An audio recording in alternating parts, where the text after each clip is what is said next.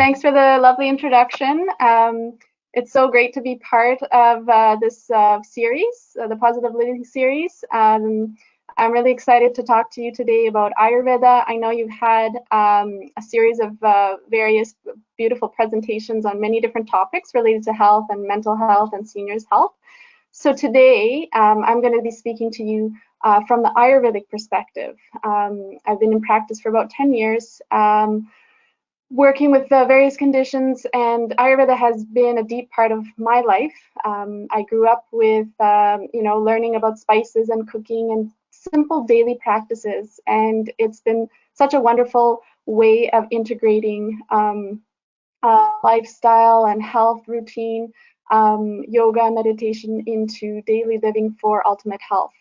And I know a lot of these things when you're younger, you may not be aware of, of health issues, and it's as we get older, we start to notice wear and tear of the body and many other issues come up.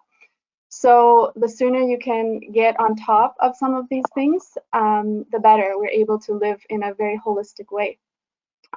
So I'll get started. Today we're going to be talking specifically about Ayurveda and mental health in the context of seniors, but whatever we're talking about is applicable to everybody.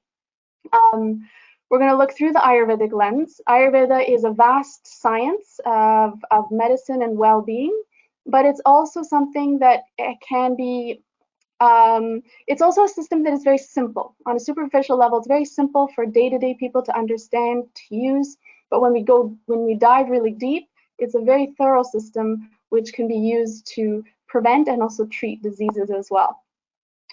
So I'm first going to, give me 1 second here. Okay. So quick outline of what we're going to look at today. So introduction to Ayurveda, we're going to look at the foundations. If you are familiar with Ayurvedic medicine, many of you may have heard about the 3 doshas, Vata, Pitta, Kapha. So we're going to talk a little bit about those. We're going to talk a little bit about the 5 elements, the foundations of the macrocosm, and how does that manifest in our own system. We'll touch on the 3 gunas, sattva, rajas, and tamas, and the agni, the concept of the vital fire. And so we want to understand how do these manifest in the body, the mind, and environment. Then we'll look a little bit in point 2 on the Ayurvedic perspective of mental health. You may be familiar with some of the common mental health concerns, such as anxiety, depression, fear, loneliness, etc. But from an Ayurvedic lens, we want to understand how are these conditions manifestations of imbalances. A lot of the times these are imbalances that have accumulated over time and time that manifest into the disease. So when we can identify these imbalances earlier, and we'll give you some tools to do that, it's easier to prevent some of these health concerns. And then lastly, we'll look at some of the Ayurvedic self-care practices and tips. So I want you to be able to take away a few things that you can do on a regular basis that can help you with staying positive and joyful and happy in your day-to-day, not only in your body, but in your mind as well. So we'll give you some tips that you can take home. And then lastly, there will be some time for some Q&A. So for those of you who have questions, we'll be able to go through that. So Ayurveda. Ayurveda, the root word comes from Ayu and Veda, meaning knowledge of life.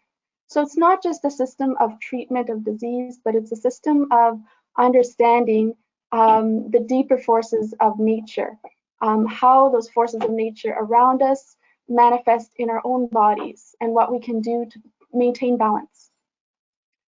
So Ayurveda it's a natural approach to well-being based in traditional wisdom of over 5,000 years. It originated in India, but of course it's relevant to any culture around the world. And it's such an ancient science, but the beauty of it, I find, is that it can be, it's so relevant to modern times. I feel like nowadays, with everything that we're going through, the wisdom of Ayurveda can be applied in terms of, the food that you're doing, the food that you're cooking, the spices, local organic produce, daily meditation, yoga practices, so many things that are so relevant for our modern time. And another basic principle of Ayurveda is that each individual has a unique constitution or a dosha type. And this responds differently to environment, to climate, to stages of life, to different situations. So as we know, no two people are identical, no two people are alike. And likewise, when we're looking at balancing and treatments, everybody might need something different. So at the core of Ayurvedic understanding is that we are our own unique person. And by understanding that, we can use treatments more customized to our own body mind type. And in modern medicine, health issues are often viewed as separate entities, right? So we go to our family doctor, you might go to your specialist for your eye doctor, or different doctors specialize in different aspects. In Ayurveda, though the concept is that health is an integrated system. Well-being is a balance between the mind, the body, the spirit, and environment. So all these forces work together to bring balance. And when one of these are off, it can throw the other things off. So when we're looking at the body, we want a healthy body, we want a strong body, we want to keep the body in good shape so that the mind also stays in good shape. And likewise, if there's imbalances in the mind and stress and anxiety, that further manifests in the body. So it's looked at as a holistic system. And then treatments are very holistic.